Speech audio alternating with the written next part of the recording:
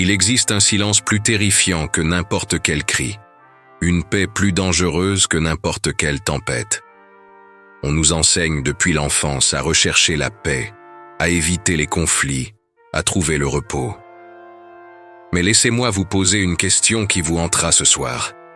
Et si votre paix n'était pas une bénédiction, mais un enterrement? Au théâtre de la guerre, quand les bombes cessent de tomber et que les tirs s'arrêtent, le soldat ne célèbre pas. Il sait.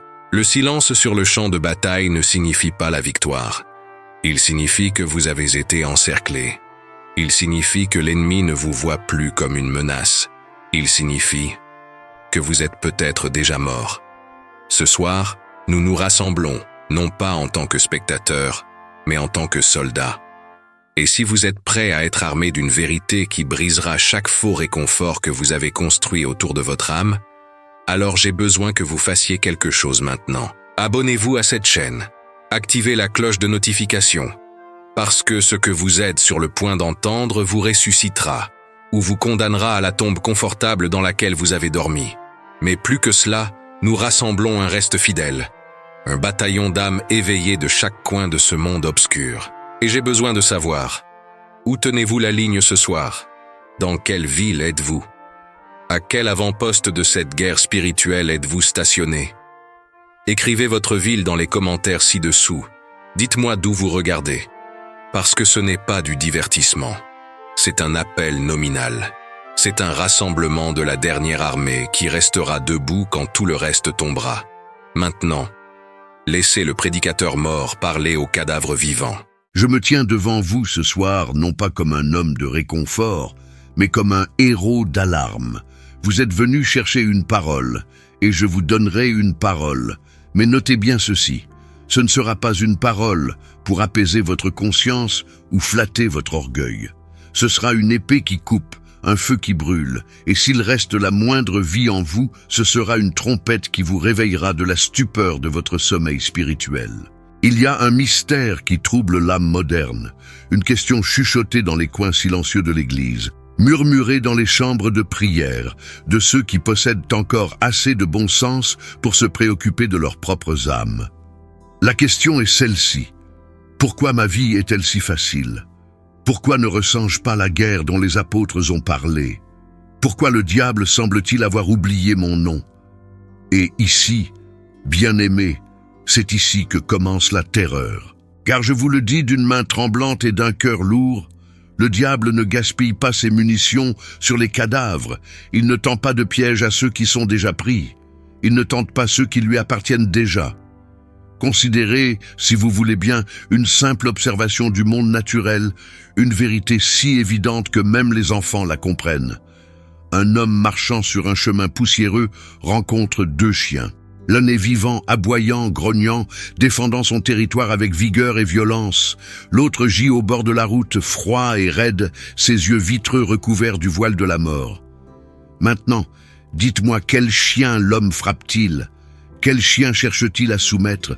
Pas le mort. Non, le chien mort ne reçoit pas un regard, pas une pensée, pas un moment de préoccupation. Il est déjà vaincu.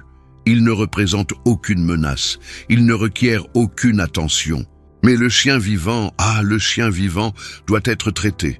Il doit être réduit au silence, soumis, conquis. Le voyez-vous? Percevez-vous la terrible vérité que je pose devant vous comme un miroir de votre âme même?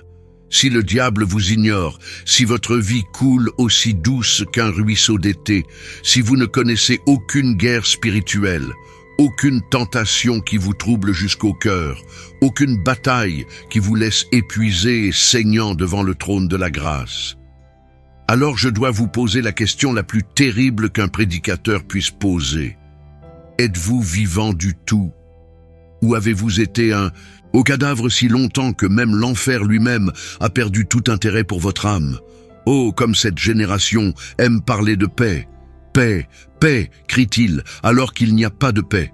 Ils s'assoient dans leurs bancs confortables, ils conduisent leur voiture confortable vers leur maison confortable, ils vivent leur vie confortable, et ils osent appeler cela le christianisme. Ils lisent leur Bible sans trembler, ils font leurs prières sans pleurer, ils chantent leurs cantiques sans conviction. Et quand le dimanche se termine, ils retournent à leur semaine comme si rien d'éternel ne les avait touchés du tout. Et savez-vous ce qu'ils disent quand vous leur parlez de guerre spirituelle? Ils disent « Oh, je n'ai pas ces problèmes. Je ne suis pas troublé par de telles choses. J'ai la paix. » Ah, paix! Ils appellent leur coma paix. Ils appellent leur mort spirituelle repos dans le Seigneur. Laissez-moi être clair avec vous, car je ne suis pas venu pour chatouiller vos oreilles ou pour vous faire sentir à l'aise dans votre état actuel. La vie chrétienne est une guerre. C'est une guerre depuis le moment où vous êtes né de l'esprit jusqu'au moment où vous expirez votre dernier souffle dans cette chair corrompue. L'apôtre Paul, ce puissant guerrier, ce vétéran marqué de 1000 batailles, a-t-il parlé de facilité? A-t-il écrit des lettres décrivant sa vie confortable? Lisez ces paroles, car nous n'avons pas à lutter contre la chair et le sang, mais contre les dominations, contre les autorités, contre les princes de ce monde de ténèbres, contre les esprits méchants dans les lieux célestes. Cela ressemble-t-il à un homme en paix? Cela ressemble-t-il à une vie de facilité? Mais vous dites, Spurgeon, pourquoi alors ne ressens-je pas cette guerre? Pourquoi ma vie est-elle si paisible? Et je vous réponds par une autre question. Quand avez-vous véritablement menacé l'enfer pour la dernière fois? Quand vos prières ont-elles ébranlé les fondements des ténèbres pour la dernière fois? Quand votre sainteté était-elle si brillante que les démons ont dû se protéger les yeux pour la dernière fois? Quand votre témoignage était-il si puissant que Satan lui-même a dû intervenir personnellement pour vous arrêter pour la dernière fois? Le diable n'est pas omniprésent. Il ne peut pas être partout à la fois. C'est un être créé, déchu certes, et il doit choisir ses batailles. Et je vous le dis ce soir avec toute la solennité que mon âme peut rassembler. Satan passe son temps sur ceux qui comptent. Il attaque ceux qui menacent son royaume. Il tente ceux qui pourraient vraiment lui résister. Il combat ceux qui sont véritablement vivants en Christ. Mais vous, si vous êtes spirituellement mort, si vous ne représentez aucune menace pour le royaume des ténèbres, si vous avez été tellement neutralisé par le confort et le compromis que vous ne pourriez pas conduire une seule âme à Christ, même si votre vie éternelle en dépendait, pourquoi perdrait-il un seul instant avec vous? Vous faites son travail à sa place. Vous êtes une publicité ambulante pour une religion sans pouvoir qui ne sauve personne et ne change rien. Écoutez-moi attentivement, car je ne parle pas par spéculation mais par la parole de Dieu et par l'observation de 40 années de ministère. Tout vrai chrétien est une cible, tout croyant authentique est sous assaut. Au moment, notez ceci, au moment même où vous naissez de nouveau, vous déclarez la guerre à l'enfer lui-même. Vous devenez citoyen d'un royaume différent, soldat d'une armée différente, ennemi de tout ce que Satan a construit dans ce monde. Et il le sait. Oh, comme il le sait, et il viendra contre vous avec tout ce qu'il a. Mais voici la tromperie qui a endormi tant de gens. Satan ne vient pas toujours avec des tentations évidentes. Il n'apparaît pas toujours comme un diable rouge avec une fourche. Parfois, et écoutez ceci, car c'est la vérité la plus dangereuse que je dirai ce soir. Parfois il vient comme un ange de lumière, parfois il vous laisse simplement tranquille. Parfois il vous laisse être heureux dans votre religion. Parfois il vous permet d'avoir une forme de piété tout en niant sa puissance. Parfois il vous laisse aller à l'église chaque dimanche, lire votre Bible chaque matin, dire vos prières chaque soir, tout en laissant votre cœur se refroidir, votre passion pour les âmes diminuer, votre haine du péché s'évaporer, et votre amour pour Christ devenir rien de plus qu'un souvenir sentimental de quelque chose que vous avez ressenti quand vous étiez jeune, et assez fou pour croire que Dieu voulait vraiment dire ce qu'il a dit. C'est le terrible réconfort des morts, la paix de la tombe. Et des milliers qui se disent chrétiens reposent dans cette paix, sans jamais savoir qu'ils reposent dans la mort elle-même. Ils ne sont dérangés par rien parce qu'ils ne menacent rien. Ils ne sont attaqués par personne parce qu'ils n'attaquent personne. Ils ne livrent aucune bataille parce qu'ils ont déjà capitulé. Et au grand et terrible jour du jugement, quand ils se tiendront devant le trône et crieront « Seigneur, Seigneur, n'avons-nous pas prophétisé en ton nom ?» Il leur dira « Je ne vous ai jamais connu, retirez-vous de moi, vous qui pratiquez l'iniquité. » Sentez-vous le poids de ce que je dis? Percevez-vous le danger dans lequel vous pourriez être en ce moment même?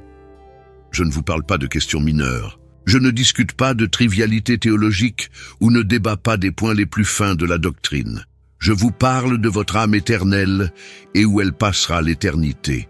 Et je vous dis que si votre vie est facile, si vous ne connaissez aucun conflit spirituel, si le diable semble avoir oublié votre adresse, vous devez vous examiner pour voir si vous êtes dans la foi. Maintenant, peut-être protestez-vous, peut-être dites-vous, « Mais Spurgeon, je crois en Jésus. J'ai fait une prière il y a des années, j'ai marché vers l'avant, j'ai signé une carte, j'ai rejoint une église, je suis sûrement sauvé. » Et je dois répondre comme tout prédicateur honnête doit le faire. Satan croit aussi en Jésus et il tremble. La croyance au simple fait du christianisme n'est pas le salut. Même les démons savent que Jésus est le Christ, qu'il est mort et ressuscité, qu'il reviendra dans le jugement. La connaissance intellectuelle n'est pas la transformation du cœur. L'assentiment intellectuel n'est pas la régénération spirituelle. Le vrai salut, notez bien ceci, le vrai salut produit la vie, et la vie produit le conflit avec la mort. La lumière n'a rien en commun avec les ténèbres, la sainteté n'a aucune communion avec le péché, Christ n'a aucun accord avec Bélial. Et quand vous êtes véritablement né de l'Esprit de Dieu, quand Christ habite véritablement en vous par la foi, quand vous êtes réellement passé de la mort à la vie, vous devenez une menace, vous devenez dangereux, vous devenez quelqu'un avec qui l'enfer doit compter. Et ils le feront. Laissez-moi vous peindre un portrait du vrai chrétien, afin que vous puissiez vous comparer à ce portrait et voir si vous lui ressemblez. Le vrai chrétien est en bataille constante. Non pas parce qu'il la cherche, mais parce qu'elle le cherche. Il découvre que sa chair combat son esprit à chaque heure. Les choses qu'il veut faire, il ne les fait pas. Les choses qu'il déteste, ce sont celles qu'il se trouve en train de faire. Il s'écrie avec Paul, « Misérable que je suis, qui me délivrera de ce corps de mort ?» Il connaît le terrain de Romains 7, comme un soldat connaît un champ de bataille, chaque centimètre taché de lutte et trempé de larmes. Le vrai chrétien est tenté. Oh, comme il est tenté! Non pas avec de petites choses, mais avec des choses qui pourraient le détruire complètement s'il y cédait. Satan ne gaspille pas de petites tentations sur les âmes vivantes. Il sort l'artillerie lourde. Il attaque au point les plus faibles. Il attend que vous soyez fatigué, découragé, isolé, puis il frappe avec précision et puissance. Et le vrai chrétien connaît cette guerre. Il a des cicatrices, il a des blessures. Il a été renversé et s'est relevé plus de fois qu'il ne peut compter. Il a pleuré sur sa propre faiblesse. Il a crié à Dieu dans le désespoir, sachant que sans aide divine, il tombera sûrement. Le vrai chrétien prie avec intensité. Non pas de petites prières répétitives dites par habitude, mais des supplications désespérées nées d'un besoin désespéré. Il prie parce qu'il doit prier ou mourir. Il cherche Dieu parce que Dieu est son seul espoir. Il crie dans la nuit parce que la nuit est sombre et pleine d'ennemis. Ses prières ne sont pas des méditations paisibles, elles sont la guerre. Ce sont des luttes avec Dieu, comme Jacob à Péniel. Ce sont des agonies dans le jardin, comme Christ à Gethsémané. Ce sont des gémissements qui ne peuvent être exprimés, alors que l'Esprit intercède pour lui avec puissance divine. Le vrai chrétien est haï par le monde. Non pas parce qu'il est odieux ou hypocrite, mais parce que Christ en lui est un reproche aux ténèbres. Le monde a haï Christ, et il haïra ceux qui appartiennent à Christ. Si vous êtes amis du monde, la Bible dit que vous êtes ennemis de Dieu. Si le monde vous aime, si vous vous intégrez parfaitement à la culture, si votre christianisme ne cause jamais de friction ou de conflit, ou ne vous coûte rien, je dois vous demander, de qui êtes-vous vraiment l'ami? Le vrai chrétien souffre.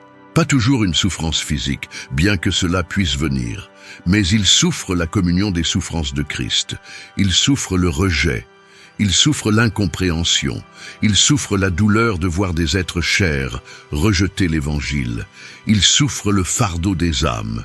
Il souffre le poids d'un monde mourant dans les ténèbres pendant que l'Église dort dans le confort. Paul a dit « Je supplée dans ma chair à ce qui manque aux souffrances de Christ. » Connaissez-vous quelque chose de cela? Ou votre christianisme est-il un buffet de bénédictions sans croix à porter? Mais ici, et je dois rendre ceci désespérément clair, c'est ici que le danger se retourne contre nous. Car certains d'entre vous pensent maintenant: ah, alors, je suis en sécurité car j'ai des problèmes. Ma vie n'est pas facile, j'ai des problèmes et de la douleur. Mais attendez, quel genre de problèmes avez-vous? Sont-ce les problèmes normaux dont toute chair hérite? Sont-ce les conséquences de votre propre folie? Sont-ce les résultats naturels de vivre dans un monde déchu? Ou sont-ce spécifiquement une guerre spirituelle, des attaques qui viennent parce que vous faites avancer le royaume de Dieu, menaçant le royaume des ténèbres et vivant une vie si sainte et si puissante que l'enfer lui-même en a pris note? Voyez-vous, tout être humain a des problèmes.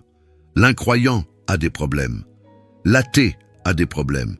L'ivrogne dans le caniveau a des problèmes. Avoir des problèmes ne fait pas de vous un chrétien.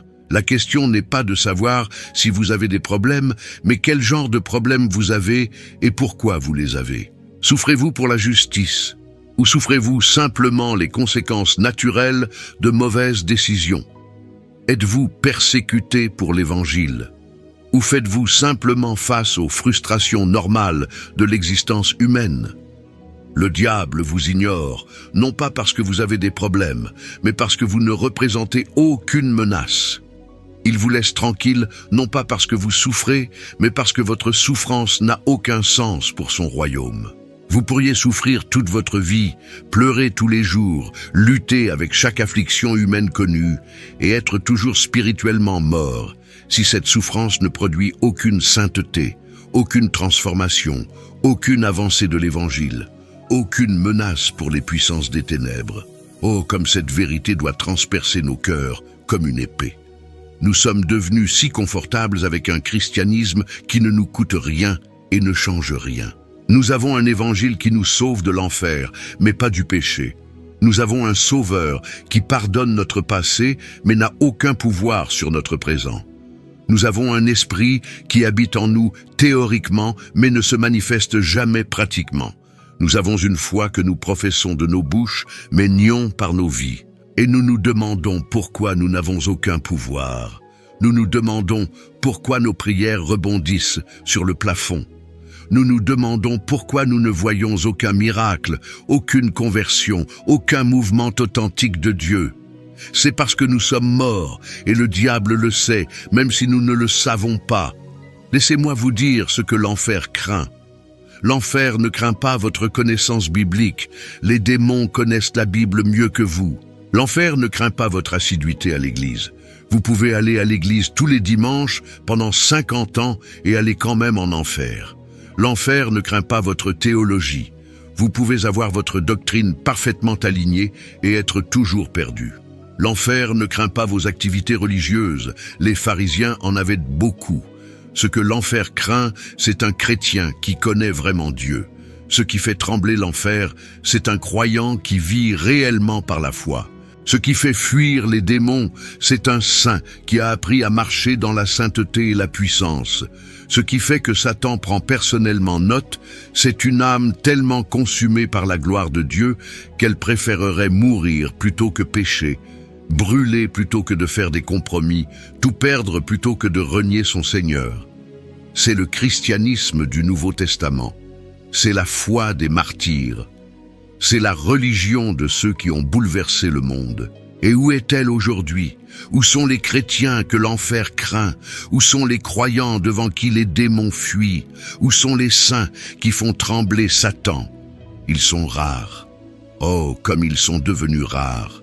Et à leur place, nous avons des millions et des millions de professeurs de foi, confortables, complaisants, sans pouvoir, qui ne représentent pas plus de menace pour le royaume des ténèbres qu'un chien mort n'en représente pour un voyageur qui passe. Je dois insister sur cela auprès de votre conscience avec tout le sérieux qui me reste. Si vous êtes assis là ce soir en pensant que tout va bien avec votre âme, que vous êtes sauvé et en sécurité et n'avez rien à craindre, mais votre vie est caractérisée par la facilité et le confort, par l'absence de guerre spirituelle.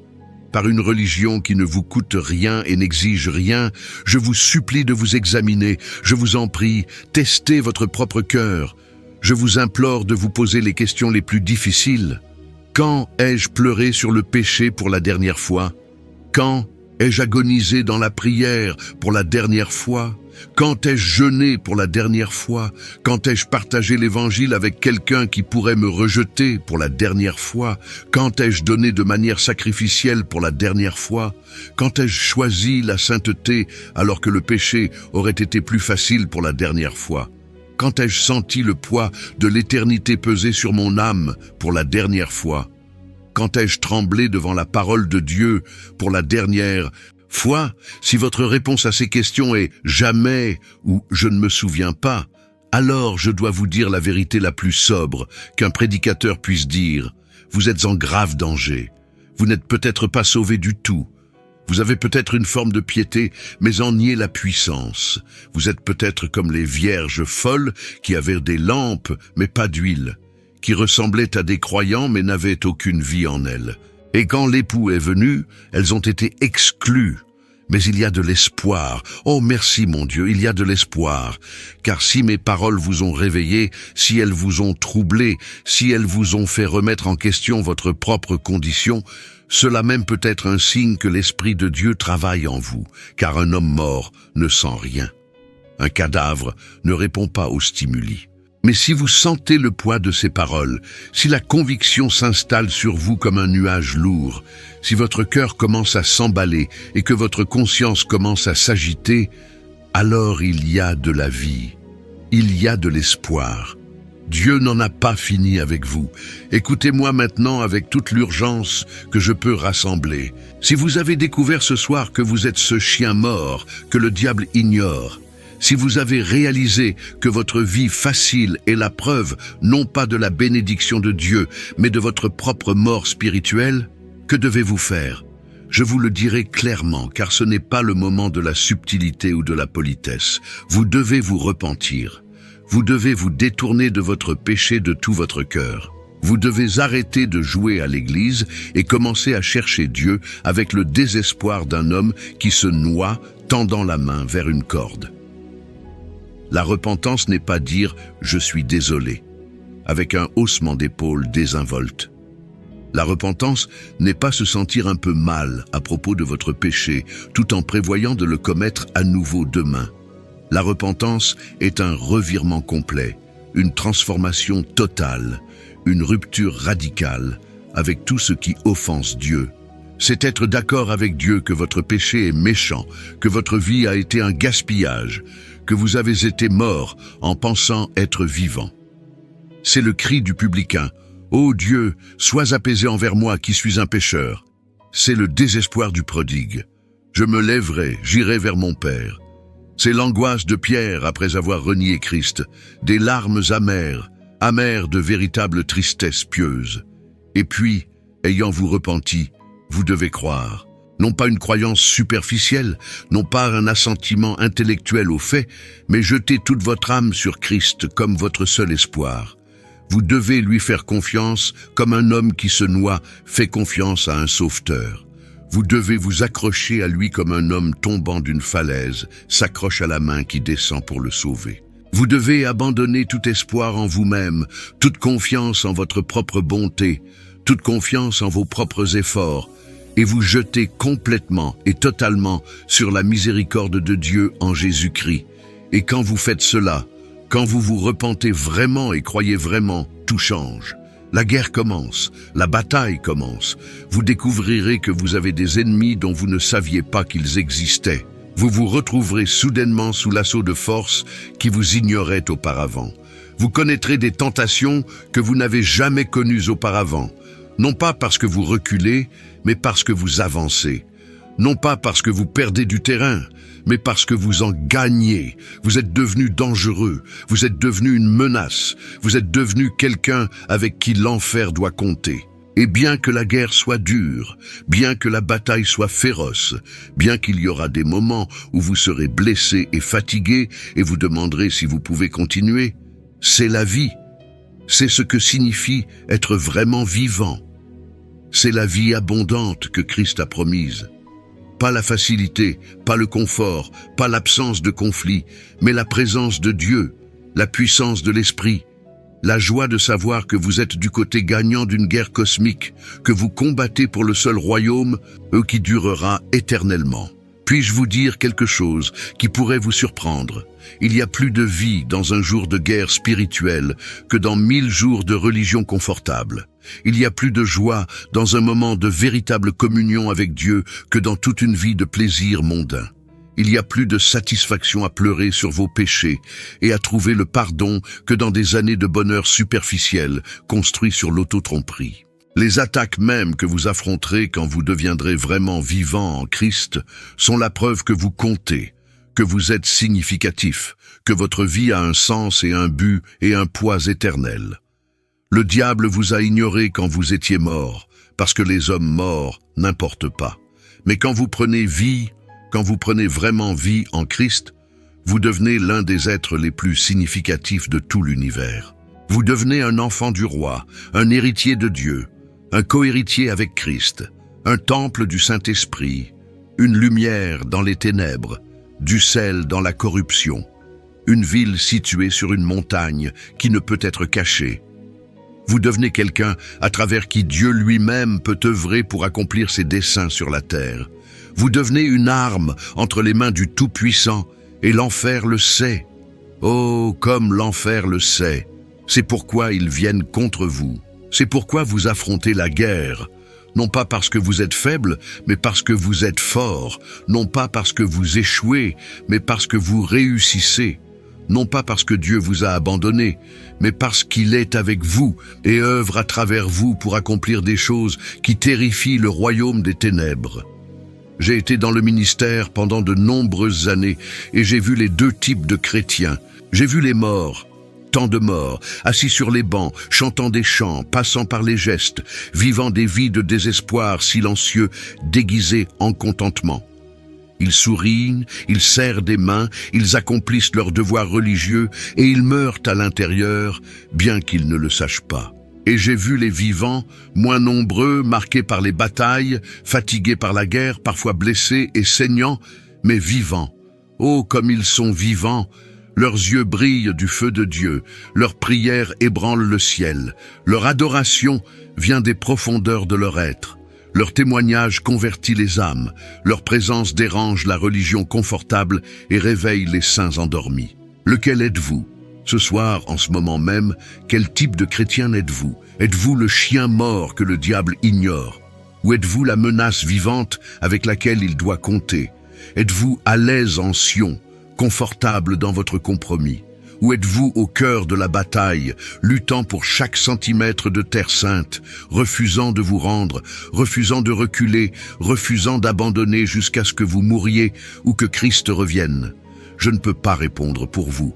Vous seul connaissez la vérité sur votre propre âme. Vous seul savez s'il y a de la vie à l'intérieur ou seulement l'apparence de la vie. Vous seul savez si vous êtes vraiment né de nouveau ou si vous avez simplement rejoint une religion. Vous seul savez si votre foi est réelle ou contrefaite, si votre profession est authentique ou une prétention. Mais je peux vous dire ceci. Il vaut mieux découvrir ce soir que vous êtes mort que de le découvrir au jour du jugement. Il vaut mieux être troublé maintenant que d'être damné plus tard. Il vaut mieux être rendu inconfortable dans cette vie que d'être rendu éternellement misérable dans la vie à venir. Et si Dieu a utilisé ces paroles pour vous réveiller, pour vous troubler, pour vous secouer de votre complaisance, alors remerciez-le. Tombez à genoux maintenant et remerciez-le, car il vous a assez aimé pour vous envoyer un avertissement, pour sonner l'alarme, pour vous donner une occasion de vous repentir et de croire avant qu'il ne soit trop tard. L'heure est tardive. Les ténèbres sont épaisses. Le monde est en train de mourir. L'Église dort. Et Dieu cherche des soldats vivants, pas des cadavres confortables. Il cherche ceux qui se tiendront dans la brèche, qui combattront le bon combat, qui donneront leur vie pour l'Évangile. Il appelle des chrétiens qui seront si saints, si abandonnés, si remplis de son esprit, que l'enfer lui-même en prendra note et Satan lui-même devra répondre. Serez-vous l'un d'eux? Quand le décompte final sera fait, quand la dernière bataille sera livrée, quand l'histoire se fermera et que l'éternité commencera, serez-vous compté parmi ceux qui ont vraiment vécu pour Dieu? Ou serez-vous parmi les millions innombrables qui sont allés à l'église, ont dit leurs prières, ont cru les bonnes choses intellectuellement, mais n'ont jamais vraiment pris vie?